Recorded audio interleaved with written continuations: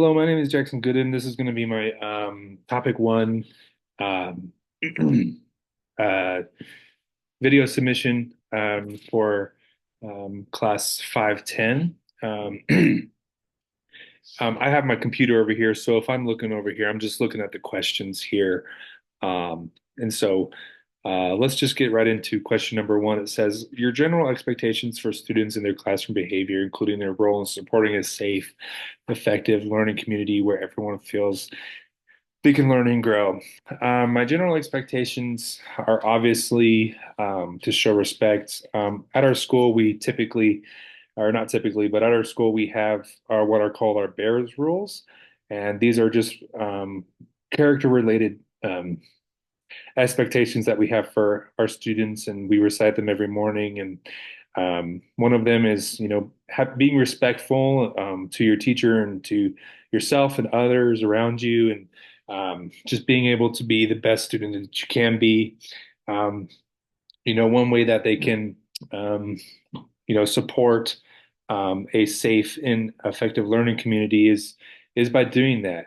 Being able to be kind and being able to um, express their differences and being able to learn from those differences from other different types of backgrounds and socioeconomic and cultural backgrounds is really important. And you know, um, you know, um, being able to be kind and to not spread hate or to um, spread positivity and use kind words and to not use vulgar language or inappropriate jokes, but to, be mature and to be appropriate in the classroom. Um, the second question says, an explanation of one or two classroom rules you fear are the most important and your expectations for the students.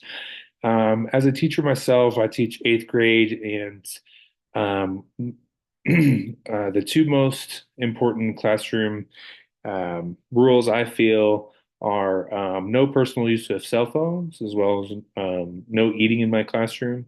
The reason that I don't allow students to use their personal cell phones in my classroom is because it often leads to the students being distracted. Their cell phones typically have a lot of social media, they're texting their friends back and forth. And so being able to eliminate that distraction allows the students to be more focused on the task at hand, whether that's a group activity, or whether that's their individual work time. I think being able to eliminate that distraction, I think, is uh, um, first and foremost for the students. And then the second one is no food.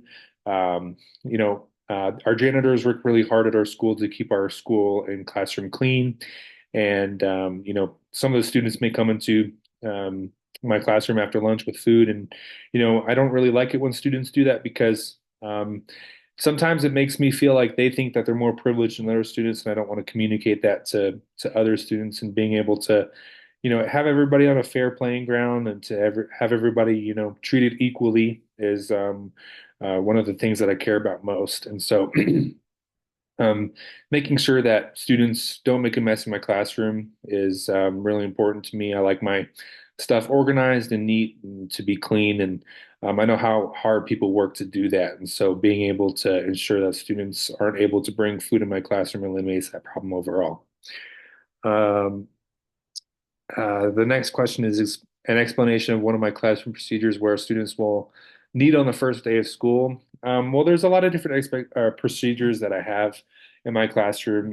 One of them being whenever you enter my classroom, I expect you to sit in your assigned seat and work on the classroom activity as a, kind of brain warm up for the beginning of class, and to do that quietly and not to be a distraction when you come in is important. But also, our school uses technology and in the classroom, and one of those sources of technology that we do use is our Chromebooks. So having expectations and procedures on Chromebooks is imperative. Being able to communicate those is really important. So, how to check out a Chromebook, how to log into a Chromebook, how to access, our classroom materials, and then finally how to log out and how to check back in the Chromebook is all the procedures that we think here at Centennial Middle School are really important. And so I think that those are the two procedures that I think that are really uh, important, especially on the first day of school. And the expectations, kind of align with the first question where we feel like,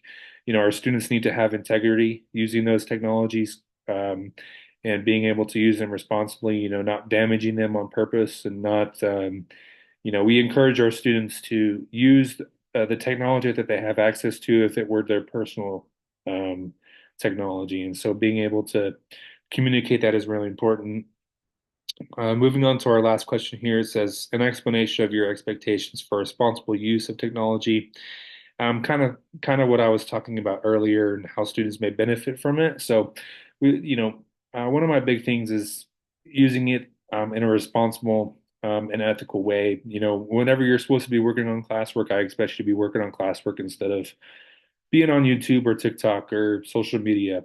Um, and I think that is the biggest challenge. But I think that as a teacher and as a student, I think that it could be really convenient to do my learning online. There's a lot of different things that you can do with a computer. You can access your grades, you can access your missing assignments, you can, contact your teacher directly, and those are all some of the benefits. And instead of doing a worksheet every single day, you could do a fun activity online.